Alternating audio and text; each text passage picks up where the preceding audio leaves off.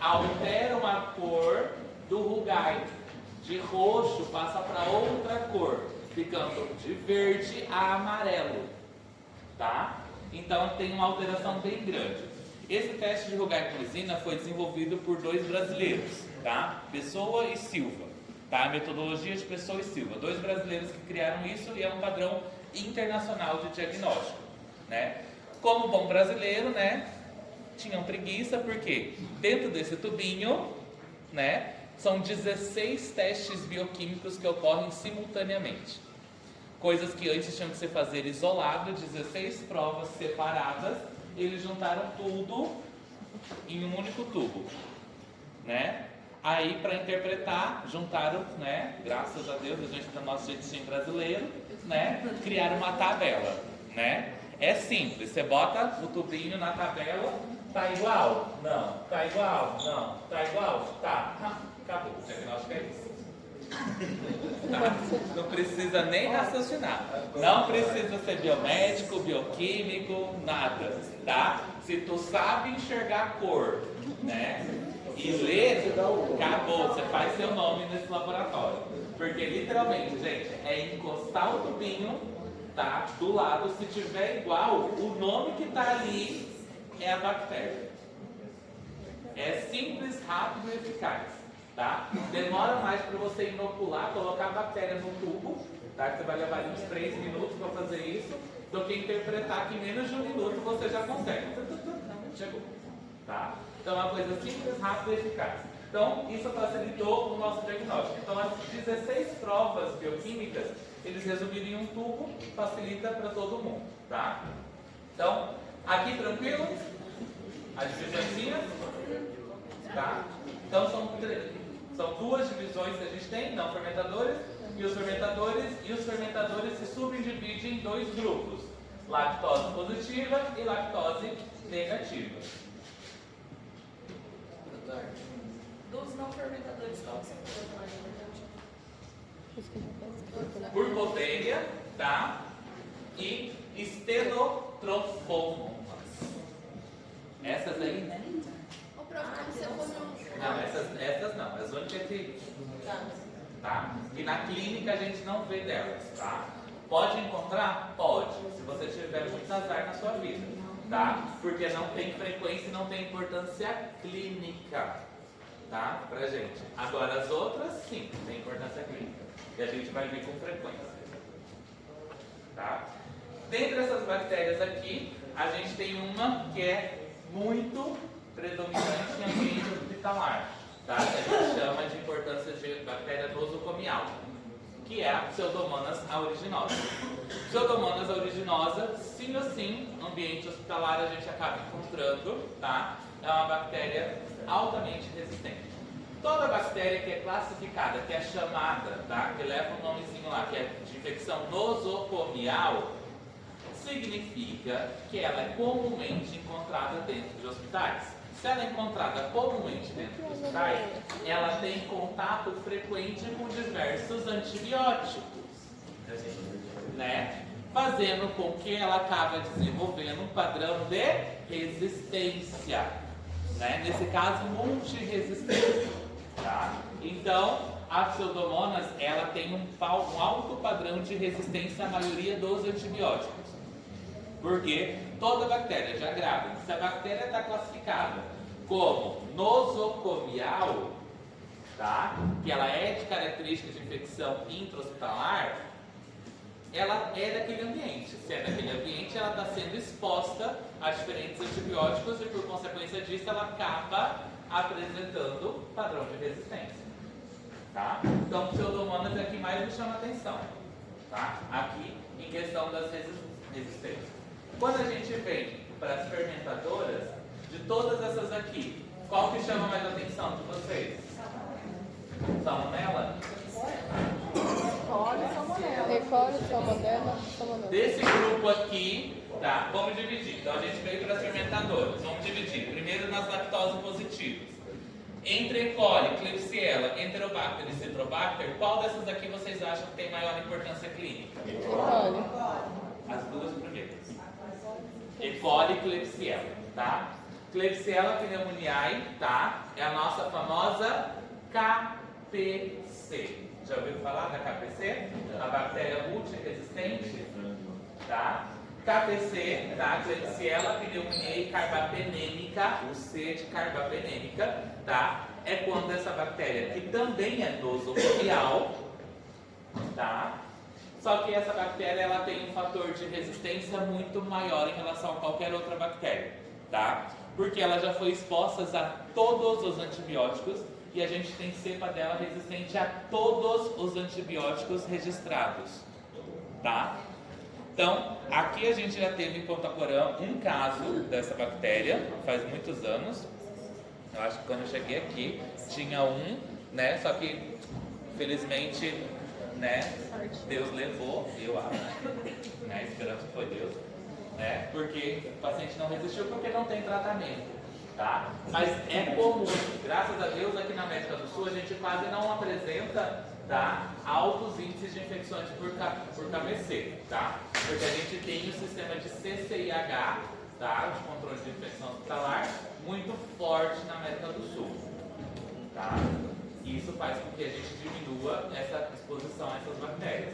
Mas quando presente, saibam que essa é uma bactéria muito difícil de tratar, tá?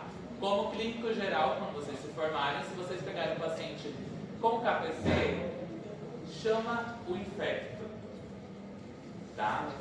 Chama o infecto para uma interconsulta para ele ter certeza do tratamento. Porque KPC, se você trata errado e o paciente está disponível, ele ainda, dependendo do tipo de contaminação que o paciente tem, ele ainda pode estar transmitindo para os outros, tá? Então, melhor evitar, né? Lembra, Satanás é sujo, mas a gente é Jesus, né? Então pede uma ajuda, né? Porque às vezes vai dar ruim. O que passou? É Pix a nota? 04? Não, ah, não.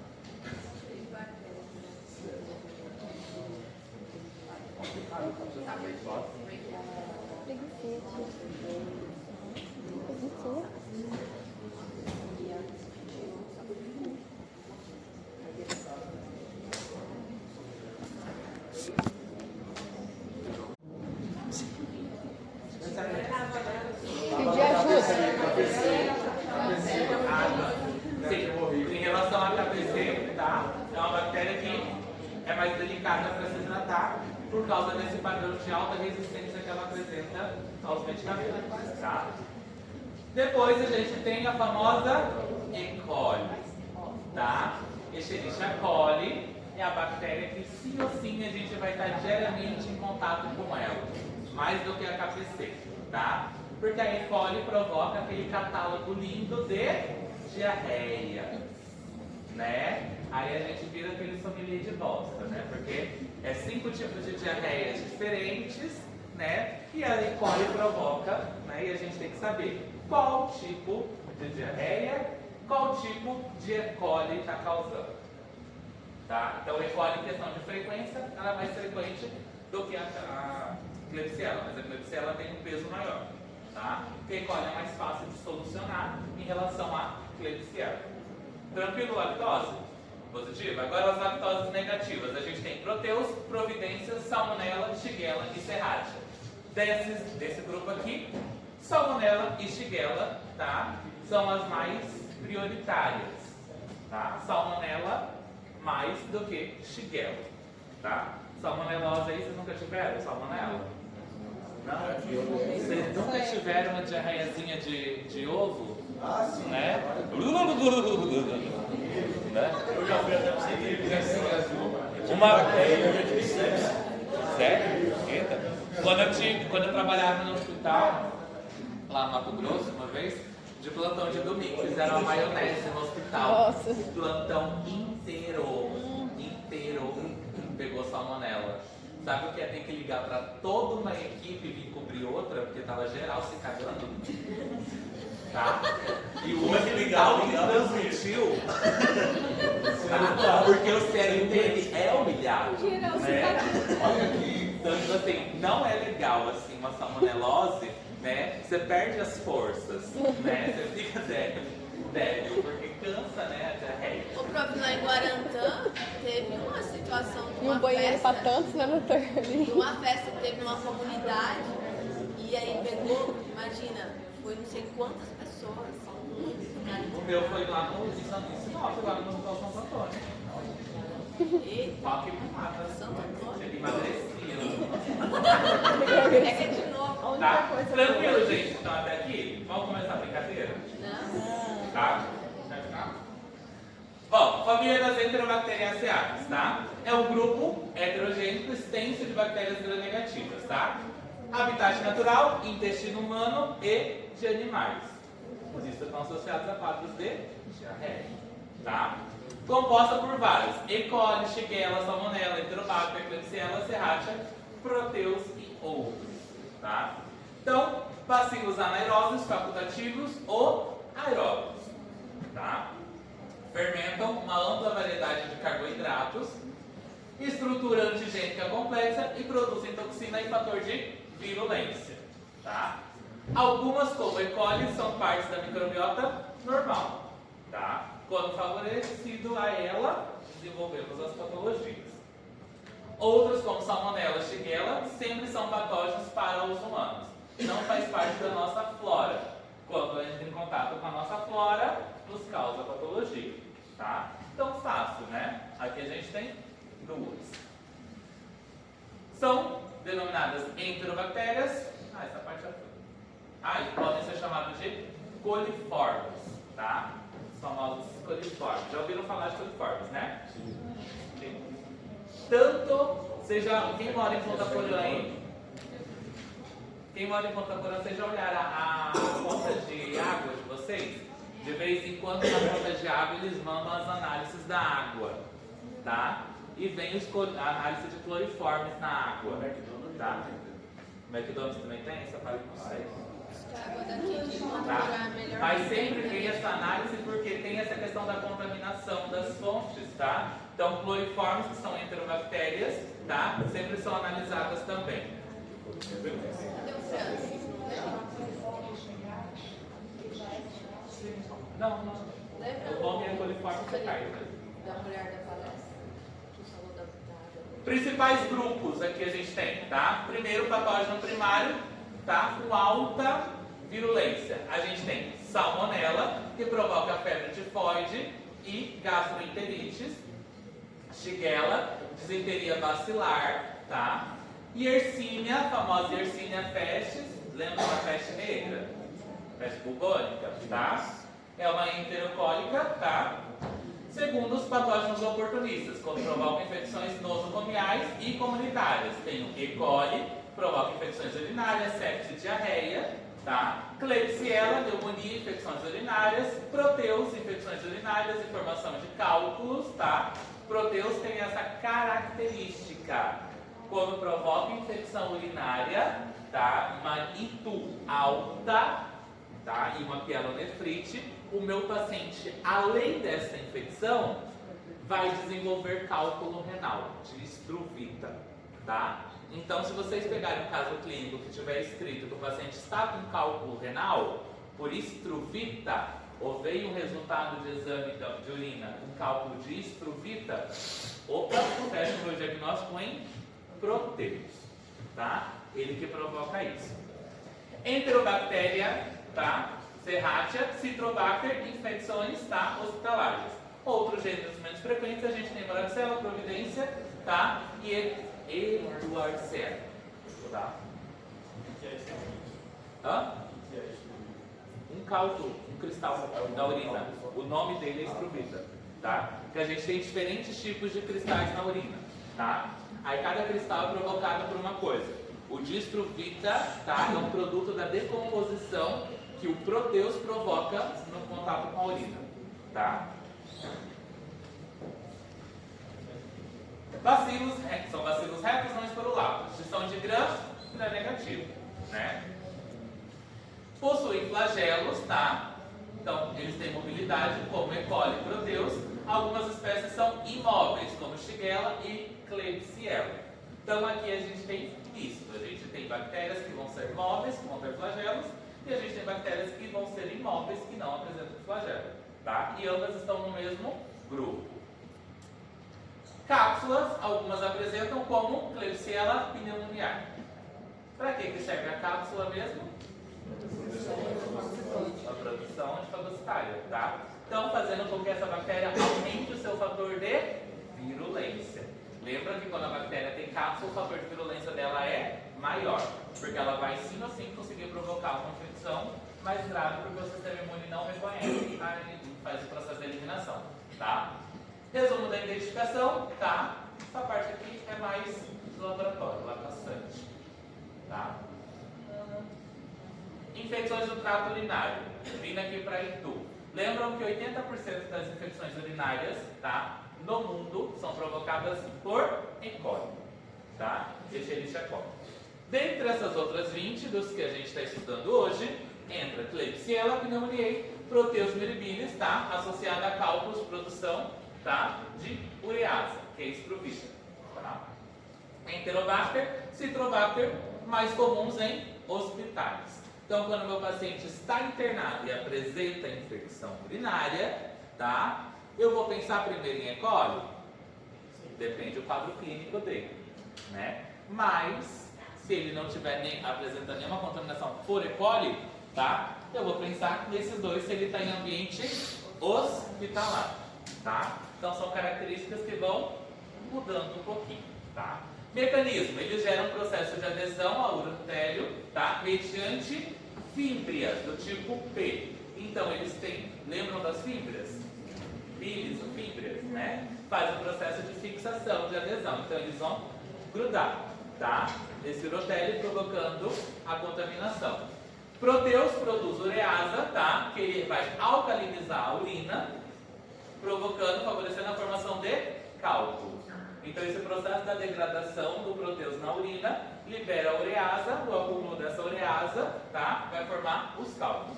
Infecções intraabdominais e biliares, tá? Podem provocar apendicite, colicistite, tá? Abscessos hepáticos. Isso está associado a E. coli, Klebsiella, Enterobacter e Proteus. Então, sim, você pode ter uma apendicite, tá? Por uma infecção bacteriana. Super legal, né? Seu apêndice ainda faz assim, nem champanhe. Dá aquela estouradinha, né? Só para aumentar a dor. Tá? Tranquilo? Então aqui já resume, já facilita. Se o paciente também apresenta, né? No caso clínico pra gente aqui, a gente não está estudando cirurgia. Se o paciente vem com um diagnóstico cirúrgico desse daqui, tá? Eu vou pensar em quem? Não tem só E. coli. E. coli, Klebsiella, eu acho que esse proteio, né? Porque Satanás age, sempre lembro. Satanás é sujo, né? Ia ser muito fácil só, né? Pneumonias e infecções respiratórias são associadas a Klebsiella pneumoniae, vai provocar uma pneumonia lobar, tá? Expectoração de bulbo gelatinoso e hemóptis, comum em pacientes alcoólicos e diabéticos. Fácil. Enterobacter e serráceas, infecções nosocomiais em pacientes com ventilação mecânica. Tá? Então, paciente entubado que apresentou na pneumonia, vou pensar primeiro em uma dessas duas aqui. Certo?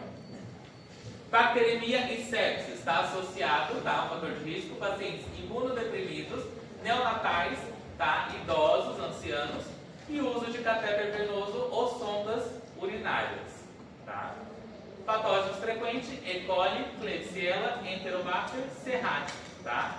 E essa serrátia ela é resistente a múltiplos antibióticos. Tá?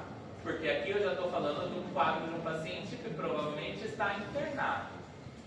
Tá? Fácil? Resumindo? Tá?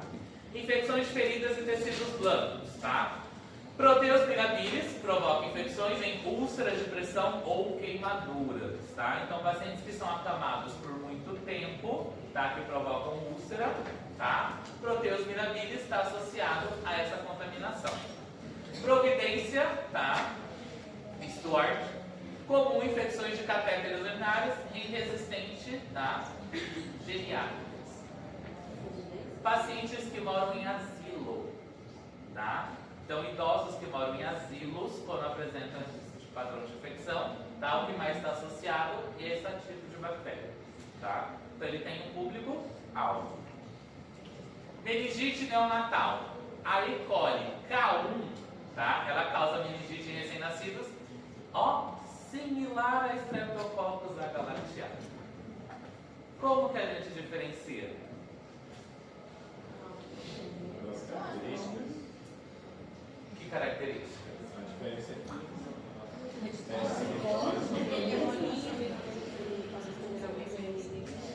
Porque a pneumonia que vai provocar a meningite é igual, o mesmo quadro clínico. Como que eu vou diferenciar se está sendo provocada pela E. coli K1 ou está sendo provocada pelo Streptococcus agalactiae? O cultivo. O cultivo vai ser o que vai me diferenciar, porque a clínica é a mesma, tá? Aí com o cultivo vai vir ou para Strepto ou para E. coli, tá? Se vier gram positivo é quem? Strepto. Se vier gram negativo, Coli. E. coli, tá?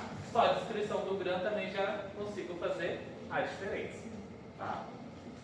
Infecções oportunistas hospitalares, Enterobacter, Cloacae e Citrobacter frundi, tá? Resistente a cefalosporina de terceira geração, tá? Produzem beta-lactamase de espectro estendido, tá? Então quer dizer que tem um padrão de resistência, tá? Serratia marcensis, tá? Brodes em UTIs, tá? Por contaminação de soluções intravenosas.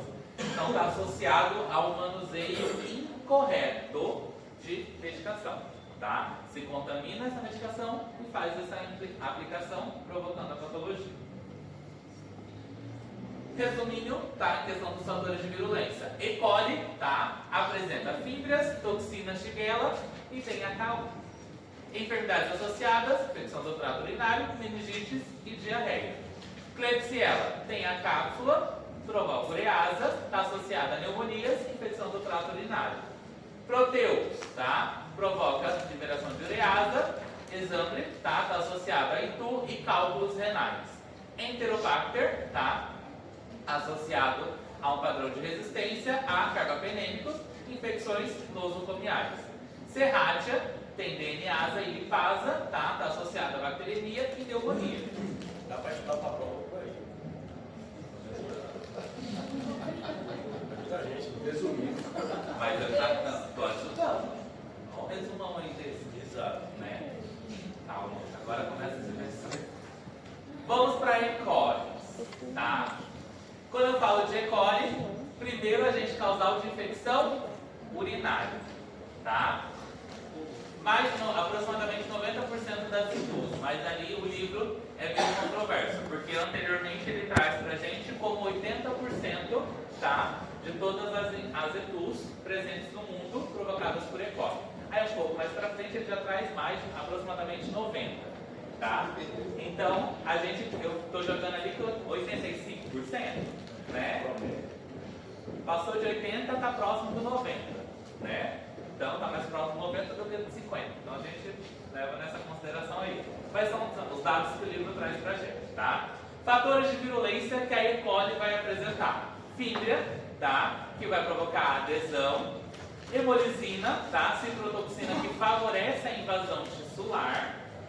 Cápsula, tá? Que protege contra o processo fagocitário. Então, são 3 fatores de virulência simples. Clínica, tá? Que a E. coli vai apresentar. Cistite, tá? O que é cistite? O paciente vai ter disúria, que é dor ao urinar, tá? Polaquiúria, aumento de medições, tá? Hematúria, presença de sangue na urina. Piúria, presença de leucócitos na urina, tá? E pielonefrite também vai apresentar, que é dor em fossa renal, febre e bacteremia, tá? Pode estar descrito também como sinal de Jordan positivo, tá? Que é a manobra semiológica que a gente faz no paciente para ver. O que é sinal de Jordan positivo? Quando a gente pega a nossa mão, fecha, tá? E dá um soquinho, não um soco, não é para bater, para machucar, tá? Você dá um soquinho, tá? Aqui nas costas do paciente, na fossa renal, tá? Para ver se o paciente reage. Se você bate e o paciente, se for positivo, o paciente vai pular e vai gritar de dor, tá? Porque pelo processo da vibração, isso gera muita dor no paciente, tá? E ele tem um reflexo de realmente, na hora de você bater, ele pular, ele se projetar para frente e ele vai gritar ou reclamar de muita dor, tá? Se você bate que nem tá batendo aqui, não tá doendo, não tá causando nada, tá? Negativo. Então, posso descrever no caso clínico também que foi feito o sinal de Jordan no exame físico e Jordan positivo, tá? É uma coisa típica para cá. Resistência a antibióticos, tá? A gente tem duas cepas, tá? O25B, ST131, tá? São pandêmicos e multiresistentes. Dentre todas as E. colis que a gente tem, duas que apresentam essa clínica de multiresistência, tá? Então, mas elas não são tão comuns. Elas provocam, tá, resistência aos beta-lactâmicos, fluoquinolonas e aminoglucosídeos, tá? Então, elas têm esse fator de resistência maior. Mas são só duas cepas que me chamam tanta atenção, graças a Deus. Vamos para as enfermidades diarreicas, tá? Só um pouquinho, graças a Deus. Tá? Temos aqui E. coli enteropatogênica, que vai provocar diarreia mucosa. Temos E. coli enteroinvasiva, que vai provocar diarreia mucosanguinolenta. Tem o E. coli enterohemorrágica, que vai provocar diarreia, tá, com sangue. E. coli enterotoxigênica, produz a toxina, tá, Shigella-toxina. É a mesma toxina provocada, tá, por outra bactéria, pela Shigella. E. coli enteroagressiva, tá? Olha o nome. Enteroagressiva. Diarreia aquosa, tá? E. coli difusa aderente diarreia líquida, tá? Tem como diferenciar? Tem. Tá? Tem. Quando eu falo de E. coli enteropatogênica, eu estou falando de uma diarreia mucosa. Quem já teve filho aí, sobrinho, irmãos pequenos, vocês nunca viram uma diarreia pastosa? Né? Quando você pega aquela, vai trocar a criança e fala assim, nossa, eu acho que ela se cagou, né? Você tira a roupa da criança assim, ela tá com bosta até na nuca, escorreu até assim pra cima, né? Daí você fala, né? Eu tenho nojo disso. Graças a Deus eu não tenho irmão. Eu nunca passei por isso, deixa eu trocar. Tá. Mas essa diarreia me chama atenção, por quê? Ela é uma diarreia enteropatogênica, vai provocar diarreia mucosa, tá? Então aquela diarreia pastosa, parece a consistência, vai, todo mundo já teve essa diarreia, vai parecer aquela papinha de bebê, tá? Então que é meio nessa consistência assim. Mas não é por causa da alimentação também? Hã? Não é por causa da alimentação? A toxina que ela produz que provoca, tá? A E. coli enteropatogênica que vai provocar isso. Que nada mais é como se tivesse diluído, tá, o cocô normal, as fezes normal, tá? Normalmente tem as fezes, né, naquela consistência, tá? Que não é nem tão, não. Deixa um pouco, estou estudando pra física. Ó, tá sentindo o cheiro? Ela tá baixa. Para, senhor. Tá. Aqui, a questão da consistência dessa daqui. É como se as fezes normais fossem um pouco diluídas. Aí ela sai meio pastosa, tá? Só que ela sai pastosa mais para líquida do que para sólida, tá? Então, E. coli enteropatogênica, diarreia mucosa. Por isso a gente tem que perguntar para o paciente qual é a característica dessa diarreia, tá? Se ele não falar, provavelmente o paciente, quando vai para o hospital por causa disso, ele já teve vários episódios. Ele não teve 1, 2, tá? Isso dali passou de 10 episódios em um dia, aí chama a atenção, tá? Por quê? Uma diarreia a gente classifica como leve de 3 a 6 episódios. De 3 a 6 episódios, todo mundo aqui já teve diarreia, vocês estão vivendo uma diarreia hoje. Vocês vão para o hospital por causa de 6 episódios em um dia? A maioria não vai, né? Diarreia que a gente classifica como moderada é de 6 a 10 episódios em um dia. Aumentou a frequência, mas ainda não me chama tanta atenção, tá? Agora, de 10, tá? A partir de 11, eu já classifico como grave ou severa, tá? Porque 10 em 24 horas, o intervalo entre elas é menor, tá? Então você sempre tem que pensar na intensidade. Então a maioria dos pacientes só vão procurar ajuda quando é classificado como diarreia, tá? De moderada ou grave. E. coli enterohemorrágica, diarreia com sangue. Diarreia com sangue, esse sangue pode ser ativo, que nem está aqui na imagem, tá? Então sangue vivo, com bastante presença, como pode ser com estrias de sangue, tá? Nada mais é do que uma diarreia normal, tá? Parecida com esta, só que com presença de sangue. Doutor, esse sangue, ele vem os vasos do intestino, como desse? É que aumenta o peristaltismo, os capilares, tá? Que aumenta o peristaltismo, tá? E provoca essa degradação, tá? Tranquilo até aqui? Ele fica misturado no caso ou ele fica...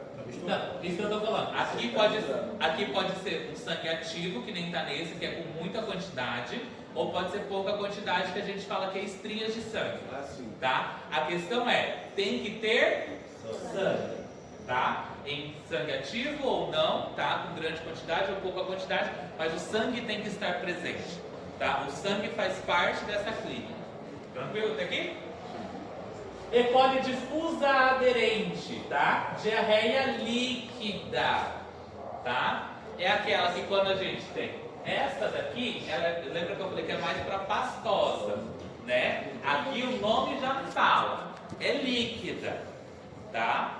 É aquela que vocês já tiveram, que vocês vão no banheiro assim, parece aquele jato de lavar calçada, aquela mangueirinha, vai direto, né? Porque é só líquida, é só água, tá? Então, fácil de diagnosticar também, tá? Aí a gente vem para a E. coli enteroagressiva, diarreia, muco,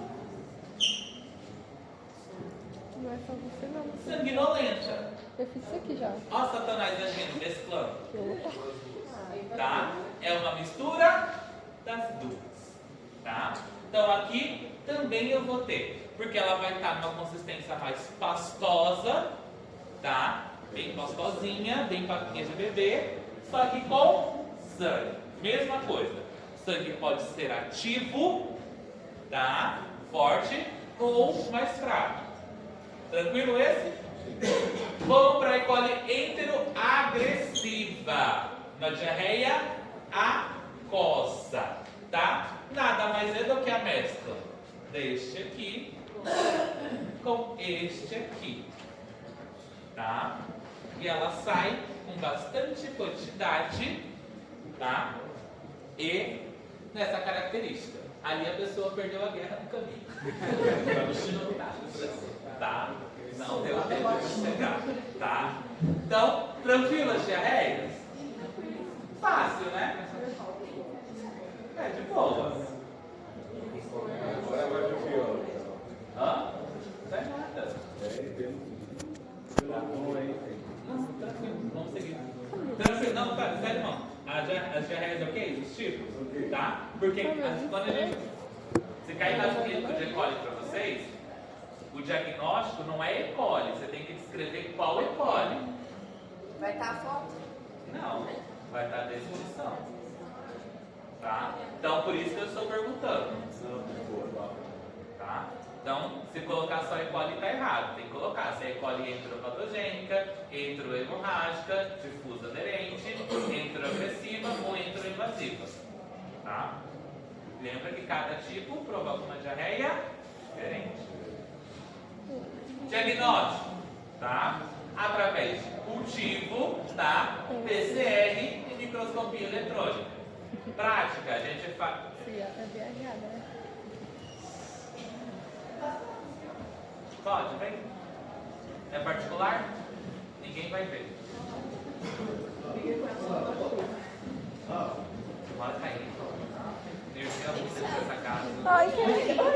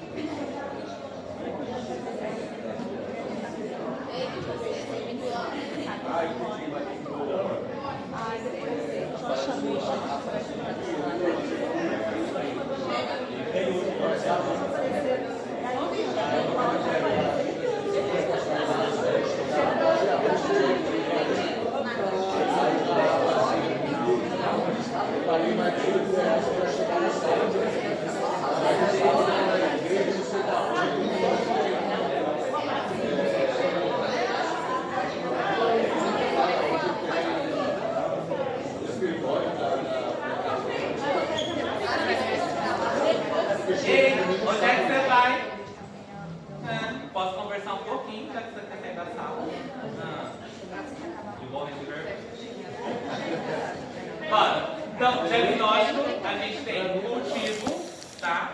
Fácil de conseguir a amostra.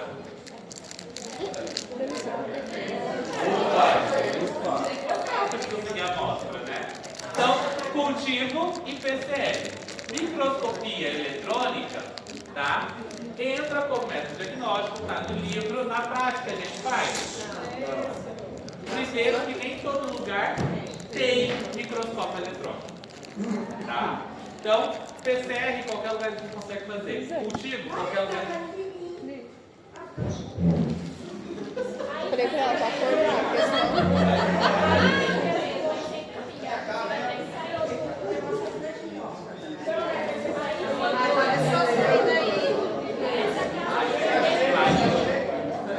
Bora, tratamento. Quando a gente fala, tá?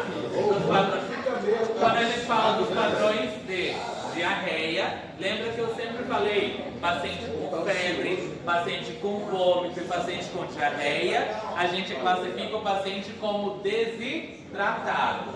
Então, primeira medida a se fazer no tratamento é reidratação, tá? Então, quando o paciente apresenta um desses quadros clínicos aqui, primeiro tratamento, reidratação oral ou intravenosa, tá? Então, por soluções de eletrólitos, tá? Um sorinho fisiológico resolve, tá? Então, antibióticos em casos persistentes. Lembra que eu falei que a maioria dos pacientes não procuram ajuda? Por quê? Eles apresentam uma diarreia de classificação leve, tá? De leve a moderada. A gente vai entrar com antibiótico porque essa classificação da diarreia foi para grave, tá? Então, passou de 10 episódios dias, então esse quadro clínico do meu paciente vai ficar debilitado, tá? Então, eu tenho que entrar para fazer essa correção, certo? Por quê? Todo mundo aqui já teve até uns 9 episódios dia, 10 episódios dia, né? Vocês não ficam com debilidade? Ficam com fraqueza, né? Então, calcule mais de 10, né? Então, a fraqueza aumenta, por isso que a gente tem que entrar com essa correção, tá? Então, até desmaia no banheiro. Alguém quer falar alguma coisa? Testemunho? Quer testemunho, irmã? Não? Tá? Então, a gente entra com trimestoprim, tá? Com sulfametazona. Ou a gente coloca ceftriaxona ou azitromicina. Fácil de solucionar, tá? Prevenção, tá? Lactância materna reduz o risco de infecção. Aqui quando eu estou associado a casos pediátricos, tá? Porque quando a gente entra nesse padrão de introdução alimentar para a criança, a gente tem que tomar esse cuidado com o que vai fazer essa introdução. Porque se tiver esse padrão de contaminação, a gente pode provocar esse quadro na criança. Porque lembra das fotos, 2 das fotos ali são de fraldas, né? Esse primeiro é associado com a ceftriaxona ou azitromicina? Não. Ele é um dos 3. Esse daqui é um, Sim. esse é outro, esse é outro. Sim. Um dos 3. Ah, é um dos 3. Se você tiver disponível, Uhum. tá? A indicação é qualquer um dos 3, tá? É que aqui não tem primeira ou segunda linha, tá? É o que você tem disponível ali. Qualquer um dos 3 você pode usar, que os 3 vão ter o mesmo efeito desejado, tá? Água potável e saneamento básico. Então, também entra como fator de prevenção, tá? Quem possui água de poço, a indicação é você fazer a perfura da água antes de consumir, tá? Então, a E. coli patogênica, tá? É um patógeno infantil de clave, tá? Que causa diarreia aquosa grave mediante aderência íntima, tá? E destruição da microvilosidade. Seu diagnóstico refere a técnicas moleculares de tratamento se basa com reidratação e antibióticos seletivos. Mesmo daqui, tá? Tranquilinhos? Vamos, eu dei uma melhorada no mapa do grau, tá? Aqui tá fácil, tá? E. coli enterotoxigênica, ETEC. Agente causal da diarreia do viajante ou diarreia infantil, tá? Diarreia do viajante é a diarreia mais comum que existe no mundo, tá? A diarreia do viajante, quando vocês vieram pra cá, provavelmente nos primeiros dias de vocês não se deram umas cagadinhas?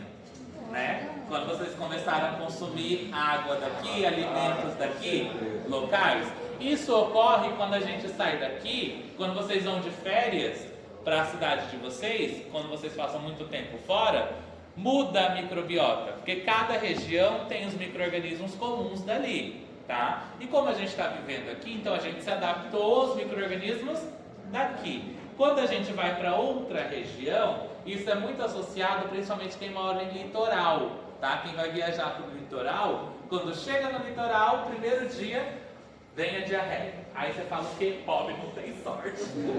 24 meses pagando uma viagem para dar diarreia. Por quê? Está associado a esse perfil. Porque a gente começa a iniciar esse consumo de alimentos e bebidas locais, tá? E altera a flora microbiana do intestino, fazendo com que provoque o processo da diarreia, tá? Então, por isso que a diarreia do viajante é a diarreia mais comum. Toda vez que a gente faz esse consumo de alguma coisa, tá? De algum alimento que tem essa desregulação, tá? Então, viajante, zonas endêmicas, a diarreia do viajante, de 30% a 50% de todos os casos de diarreia no mundo. Então, é a diarreia mais comum que a gente tem, tá? Em crianças menores de 5 anos, em países em desenvolvimento, tá? Segunda causa de diarreia infantil depois do rotavírus. Então, chegou com um quadro clínico a criança para vocês, de menor de 5 anos. Você fez o diagnóstico, não deu rotavírus, aí você vai pensar em E. coli, tá? Você vai pensar em ETEC. Transmissão, água e alimentos contaminados, tá? Está associado ao consumo de gelo, tá? Enlatados, mariscos, crudos, tá? Entre outros alimentos. Alimento contaminado, seja alimento da região. Então, por isso que está associado a esse perfil da viagem. Sorotipos comuns que provocam a ETEC, da E. coli, tá? 6, 8, 25, 78 e 148, tá? São sorotipos de E. coli que podem provocar essa patologia. Mecanismo patogênico, tá? O primeiro fator de colonização. Estrutura, pili, codificados por plasmídeos. Então eles fazem esse processo da adesão à mucosa, tá? Fazendo esse processo da adesão à mucosa, eles estão ali constantemente provocando a irritação, provocando o quadro clínico, tá? Função, aderência, tá? Dos eritrocitos no intestino delgado, evitando, tá? O arraste por peristaltismo, fazendo com que fique ali persistente. Tranquilo, ETEC? Tá.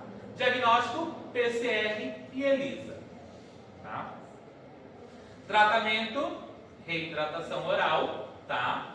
Antibióticos, primeira linha eu tenho azitromicina ou rifaxina, tá? Alternativos, cipro, tá?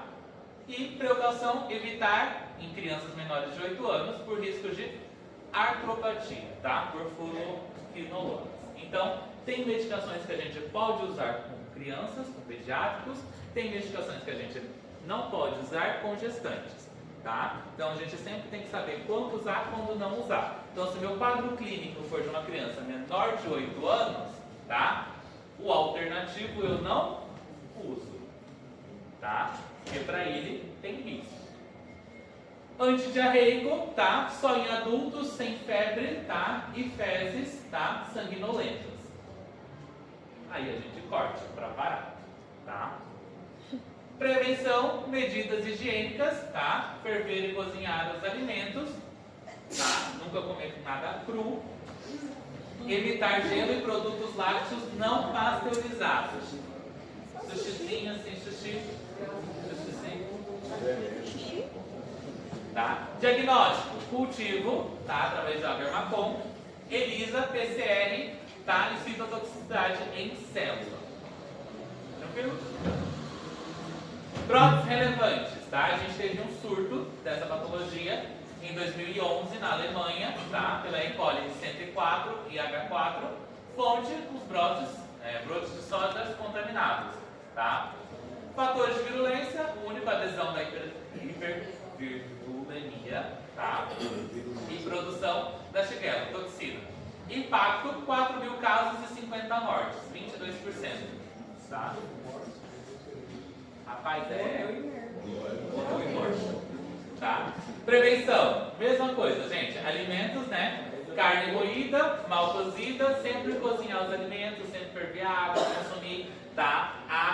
Gelo e produtos lácteos que sejam pasteurizados, tá? Manejo clínico principal, evitar antibióticos, nesse caso, aumenta a liberação, tá? da toxina. Maior risco, não usar antidiarreico, retrasa a eliminação bacteriana, porque aqui nesse caso, diferente da anterior, eu não tenho, tá, a fixação dela. Então ela está na luz. Então quanto mais diarreia eu tiver, mais fácil e rápido eu vou eliminar essa bactéria, tá? Porque ela está livre na luz. A outra estava aderida à etéria. Essa está livre, tá? Então se eu tomo antidiarreico, eu corto essa diarreia, tá? E ela vai permanecer na luz, provocando quadro clínico. Então se eu permaneço com a diarreia, ela se auto-elimina, tá? Tratamento de suporte. Hidratação intravenosa agressiva, tá? Plasmaforese, vou fazer a aplicação, tá? A transfusão de plasma, tá? No meu paciente, porque ele vai apresentar um alto padrão de desidratação. E diálise se a creatina, tá? Foi maior que 2 mg. Então isso provoca alta desidratação, provocando falha renal, tá? Aí o paciente do nada, com diarreia, está fazendo hemodiálise, tá? O senhor falou no caso para evitar o diarreia, certo? Ele não vai parar a diarreia sozinho, só que em quantos episódios ou em quantos dias? Não é que ela vai parar sozinha, é porque a bactéria, diferente da outra, essa E. coli ela não tem a fimbre, ela não vai se aderir na mucosa. Se ela não se adere na mucosa, ela está livre na luz do intestino. Então, toda vez que eu tenho o processo da diarreia, as deposições, tá? Ela está saindo. Ela está estimulando o processo diarreico e por conta dessa diarreia que ela mesma estimula, ela é eliminada. Ela vai por arrasto. Normalmente, quanto tempo isso? Hã? Em quanto tempo? Isso depende de cada um, porque vai depender da quantidade de patógenos ingeridos, tá? Lembra daquela, uma das primeiras aulas que eu falei? Que o padrão de infecção sempre está associado com a quantidade de ingesta, né? Então, quanto maior a quantidade de micro-organismo que ele tá, mais agressivo vai ser. Quanto menor, tá? Mais tranquilo vai ser, tá? Mecanismos, tá? Quando a administração de antibióticos em infecções causa por cepas, tá? Produz a toxina Shigella, tá? Que é da Shigella toxina. Os antibióticos estressam a bactéria, ela fica nervosa, tá? Isso pode ativar, tá? Os profagos, genes virais, tá? Que interagem com o ADN bacteriano e codificam a Shigella toxina, fazendo com que aumente a produção dessa toxina, tá? Como consequência, a bactéria libera mais toxina. Isso aumenta o dano endotelial, sobretudo os capilares glomerulares, tá? Provocando lesão renal, tá? Então, por isso que a gente deve evitar. Aqui a gente evita utilizar o antibiótico porque ele vai fazer um hiperestímulo da produção da toxina e essa toxina provoca lesão renal, tá? Então, além de uma diarreia, meu paciente ainda vai parar na hemodiálise, tá? Então, é uma complicação, porque ele vai estar desidratado. Se ele está desidratado, ele não tem tanto volume, tá? Como que eu vou fazer uma hemodiálise num paciente que está desidratado? Vocês já viram pacientes renais? Pacientes renais, vocês já viram algum paciente renal desidratado? Não. Paciente renal acumula líquido, tá? Agora, você chegar ao ponto de ter que fazer uma hemodiálise num paciente desidratado é um risco dele parar e morrer na máquina. Ele não tem volume, ele está perdendo, está desidratado. Como que eu ainda vou tirar volume dele na máquina de hemodiálise? Tá? Então por isso que a gente evita, porque se eu deixo, tá, o antibiótico aumenta a produção da toxina, causa lesão renal, pode vir a hemodiálise. Se eu dou antidiarreico, eu evito o processo da autoeliminação dele pela diarreia. Tá? Então, por isso que aqui o tratamento, a indicação, tá? É fazer a hidratação intravenosa agressiva. Grande volume correndo rápido, tá? Por quê? Se eu vou numa reidratação normal, não vai ser favorável para esse paciente, tá? porque ele está eliminando muito. E. coli enteroinvasiva. EIS, tá? Patógeno similar a Shigella. Patogenicidade, mecanismo de invasão idêntico da Shigella, porém menos eficiente, porque ela produz a mesma toxina, só que ela não produz com a eficácia da Shigella, tá? Epidemiologia, endêmica em países em desenvolvimento, está associada à contaminação de água e alimentos, tá? Causa diarreia em crianças e de viajantes, brotes esporádicos, é imóvel e carece de flagelos e diferença de outras E. coli. Lembram que a ETEC que a gente viu antes, ela tinha. Essa daqui ela já não tem. Ela é diferentona. Quadro clínico, período de incubação. Pós a ingesta, tá? De 10 a 18 horas. Isso vai depender também do início dos sintomas, conforme a carga que a gente ingeriu, tá? Quanto maior a carga ingerida, menor o tempo de início dos sintomas. Quanto menor a carga, maior o tempo de início dos sintomas, tá? Por isso que a gente tem essa oscilação de tempo, conforme a quantidade de micro-organismos ingeridos. Sintoma: diarreia aquosa inicial, fase secretora, evolução para disenteria, fezes com sangue, muco, febre e cólica, tá? Duração: 5 a 7 dias, autolimitadas em adultos sãos. Complicações raras, tá? Megacolon tóxico, bacteremia e imunodeprimidos. Megacolon tóxico, por causa desse processo da toxina sendo liberada, tá? Esse estímulo da diarreia vai provocando a dilatação do colo, tá? Aí o paciente fica com megacolon, tá? Pacientes com megacolon, eles têm vários riscos associados. Pós-patologia, tá? Principalmente quando essas fezes voltam ao normal. Por quê? É o mesmo princípio que ocorre no megacolon chagásico, tá? Com pacientes com chaga, quando apresentam megacolon, tá? Nada mais é do que essa dilatação do meu colo. Quando eu tenho essa dilatação do meu colo e eu tenho uma fezes na consistência normal, elas não vão todas, tá? Embora. Elas começam a ficar pedaços para trás. E elas vão endurecendo, tá? Vão provocando fecalomas no meu colo. Tá? Isso pode gerar processos necróticos e isso gera, tá, a retirada cirúrgica. A indicação é retirada. O paciente vai viver o resto da vida com colostomia, tá? Daquela bolsinha que a gente coloca para colar pela sede. Aí o paciente o resto da vida vai viver com aquilo ali, tá? Porque para ele é contraindicado. E isso que pacientes com megacolon apresentam também invólvulos intestinais, tá? Que é uma outra patologia, vocês vão ver lá em cirurgia, tá? Isso são complicações que apresentam através daqui. Viu? Tratamento: hidratação oral ou intravenosa, prioridades em diarreias aquosas, tá? Antibióticos eu tenho azitromicina, tá? E cipro, como indicação. Evitar antidiarreico, risco de megacolon tóxico. Sepsemia por E. coli, está associado a recém-nascidos, tá? A ausência de imunoglobulina M materna, que é a transmissão vertical, infecções nosocomial. Em adultos, está associados a imunossupressão, ITU complicadas e catéteres venosos. Tem mais casos em adultos, tá? Quando a gente fala de bacteremia, está mais associado a adultos em geral, tá? A quadros de infecções urinárias. Porque essa infecção urinária começou baixa, virou alta, virou pielonefrite, teve a degradação de vasos, tá, capilares renais, aí é onde a gente tem o processo da contaminação da bacteremia, tá? Então, a maioria dos casos de bacteremia que a gente vê em clínica, tá, está associado a complicações de ITU, tá? Clon predominante, tá? Quem provoca em geral isso daqui? A25B e ST131, tá?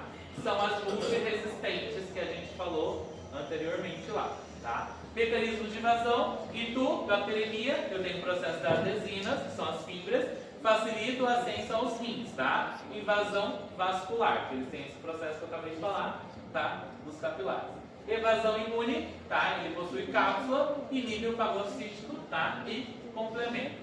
Então ele consegue contaminar e se esconder, tá? O processo. Meningite neonatal por E. coli. Segunda causa depois do Streptococcus agalactiae. Então aqui a gente vai no mesmo princípio das infecções urinárias. Quando eu falo de infecção urinária, a primeira bactéria que eu penso, E. coli. Quando eu falo de meningite neonatal, a primeira bactéria que eu penso, agalactiae. Tá? Então, me dá um norte, me facilita, não facilita? Quando é igual, que não tem diferença, aí me dificulta. Mas aqui não. Aqui o livro já traz pra gente. Quando eu falo de meningite neonatal, primeira bactéria mais causante, agalactiae. Em segundo, se não for agalactiae, a gente vem para E. coli, tá? 80% das cepas portam o antígeno K1, mimetizam, tá? Polissacarídeos, tá? Neisseria meningitidis tipo B. A gente vai ver ainda Neisseria, tá? Também é divertido. Patogênese. Via de infecção, vertical durante o parto. Então, quando a mãe tem presença, tá? Parto vaginal, essa criança é exposta e contaminada. Hematogênica, tá? Provoca bacteremia, barreira hematoencefálica, permeável em neonatais. Virulência, eu tenho K1, resistência ao fagocitário e lisos por sistema complexo. Fímbrias, tá? Aderência em plexos coroideiros. Tranquilo até aqui? Café? 5 minutos.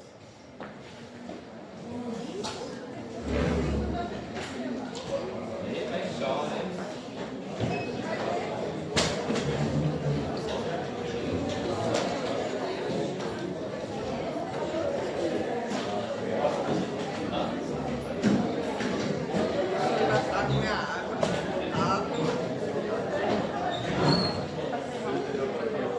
Por isso que eu queria.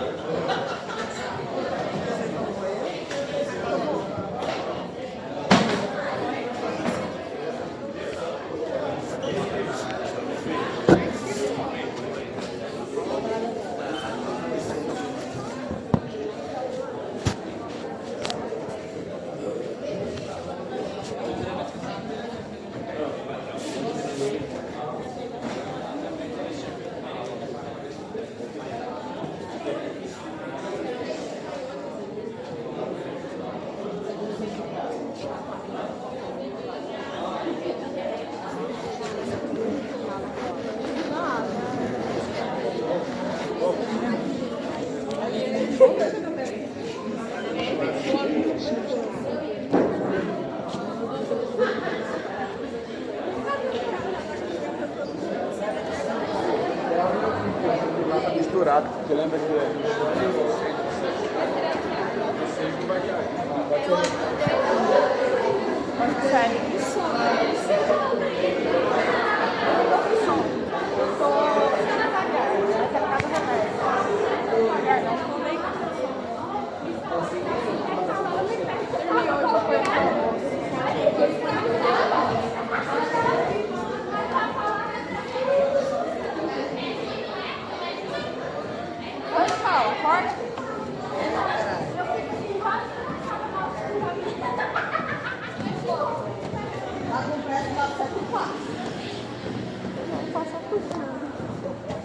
É só erguer a perna que é pequenininha.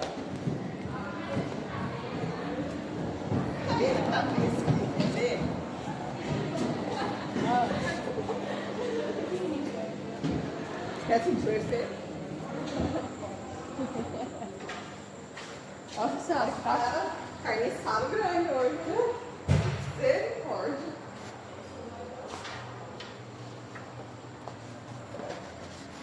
Nem colocar o segundo, vai fazer o segundo.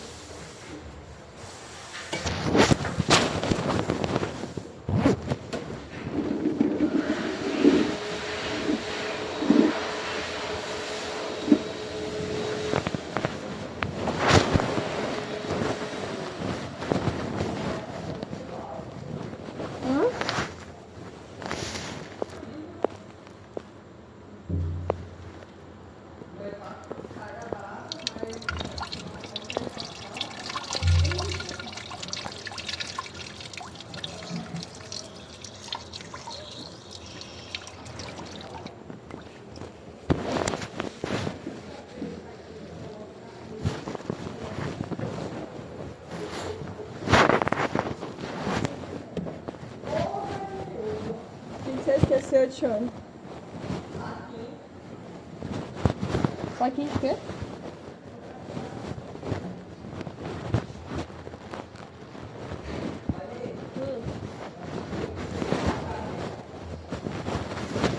Pra cá eu sei, então.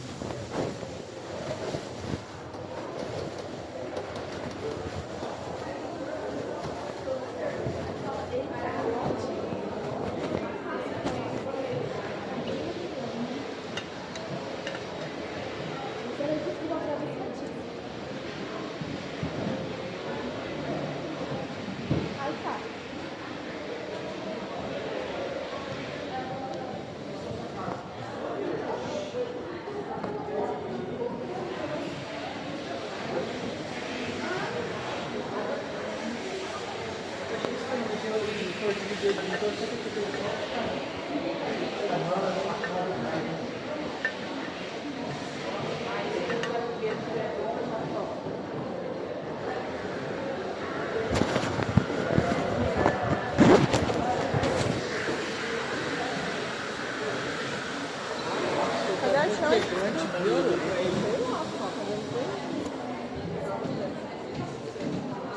Aham, ficou. Na hora que eu fui pegar minha garrafinha, eu achei ela lá.